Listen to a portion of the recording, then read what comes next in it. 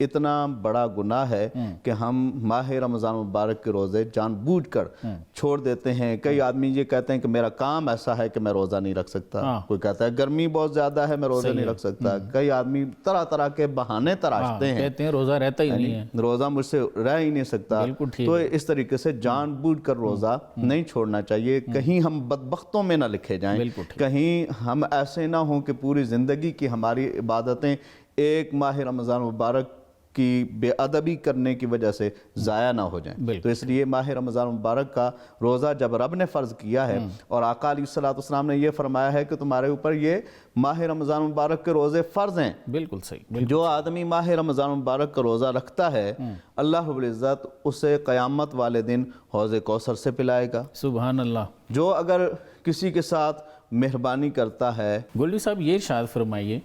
کہ کیا یہ رمضان کے جو روزے ہیں کوئی بغیر کسی شرعی عذر کے چھوڑ دیتا ہے؟ وہ رکھ سکتا ہے لیکن نہیں رکھتا، تو اس پہ کیا سزا کیا ہے؟ کوئی شریعت نے کوئی سزا متعین کی ہے اس پہ؟ سر جس طریقے سے روزہ رکھنے والے کے لیے خالق کائنات نے یہ فرمایا کہ تم پرہیزگار بن جاؤ، اور تقویٰ کی مختلف تعریفات کی گئیں، ان میں سے ایک تعریف یہ بھی کی گئی کہ جب کوئی آدمی جھاڑی دار کسی جنگل میں سے گزرتا ہے تو وہ اپنے آپ کو اس طریقے سے اپنے کپڑوں کو سمیٹ لیتا ہے کہ کہیں کوئی کانٹا ساتھ نہ چمٹ جائے۔ بالکل ٹھیک ہے۔ تو اسی طریقے سے جو آدمی ماہ رمضان مبارک کے روزے نہیں رکھ سکتا اس کے لیے وعید بھی ہے۔ ٹھیک ہے۔ نبی کریم صلی اللہ تعالیٰ علیہ وبارک وسلم کا فرمان عالی شان جس کو امام طبرانی نے معجم الاوسط کے اندر نقل کیا ہے، سرکار دو عالم صلی اللہ تعالیٰ علیہ وبارک وسلم فرماتے ہیں کہ جو آدمی ماہ رمضان مبارک کا روزہ جان بوجھ کر چھوڑ دے وہ شقی یعنی بدبخت انسان ہے۔ اب اس آدمی کی اور بدبختی کیا ہو سکتی ہے جسے نبی پاک صلی اللہ تعالیٰ علیہ وبارک وسلم نے بدبخت فرما دیا۔ اور یہ ماہ رمضان مبارک کا بابرکت مہینہ تو وہ عظمتوں اور شانوں والا مہینہ ہے جس کے بارے میں سرکار دو عالم صلی اللہ تعالیٰ علیہ وبارک وسلم نے فرمایا کہ اگر میری امت کو معلوم ہو جائے کہ اس ماہ رمضان مبارک میں کیا ہے، اس کی فضیلت کیا ہے، عظمت کیا ہے، شان کیا ہے اور کتنا اجر و ثواب ملتا ہے، تو میری امت یہ تمنا کرتی کہ پورا سال ہی ماہ رمضان مبارک ہوتا۔ اور جو جان بوجھ کر کوئی ایک روزہ چھوڑ دے، ایک تو وہ بدبخت ہو گیا، اسے حضور علیہ السلام نے بدبخت قرار دیا، شقی قرار دیا، اور جو آدمی جان بوجھ کر چھوڑ دیتا ہے ایک اور نبی پاک صلی اللہ تعالیٰ علیہ وبارک وسلم کا فرمان عالی شان ملتا ہے کہ اگر کوئی آدمی جان بوجھ کر ماہ رمضان مبارک کا ایک روزہ چھوڑ دے اور اگر وہ غیر رمضان میں پوری زندگی روزہ رکھتا رہے تو اس کے ساری زندگی کے روزے ماہ رمضان مبارک کے ایک روزے کے برابر نہیں ہو سکتے۔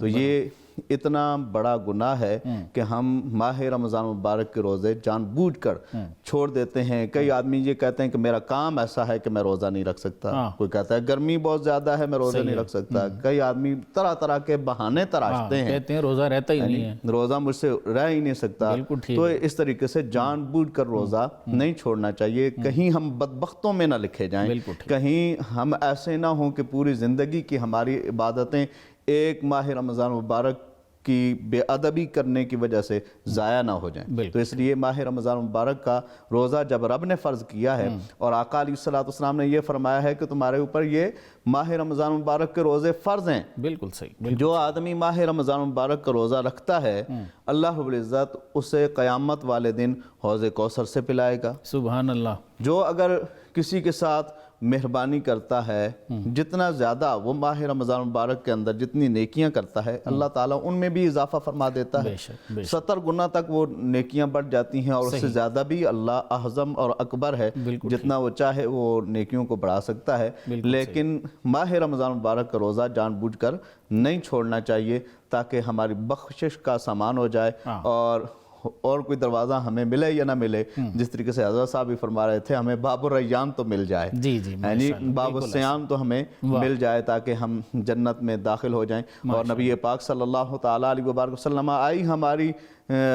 ہدایت کا سبب بن کر ہیں، وہ آئے ہم کو تخلیق جہاں کا راز سمجھانے، وہ آئے راہ گزارے زندگی میں رہنما بن کر، حضور ہمارے لیے رہنما بن کے آئے، حضور نے ہماری رہنمائی کر دی ہے، تو اب ہمیں چاہیے کہ ہم اس ماہ رمضان مبارک کا ادب و احترام کریں۔ ماشاءاللہ۔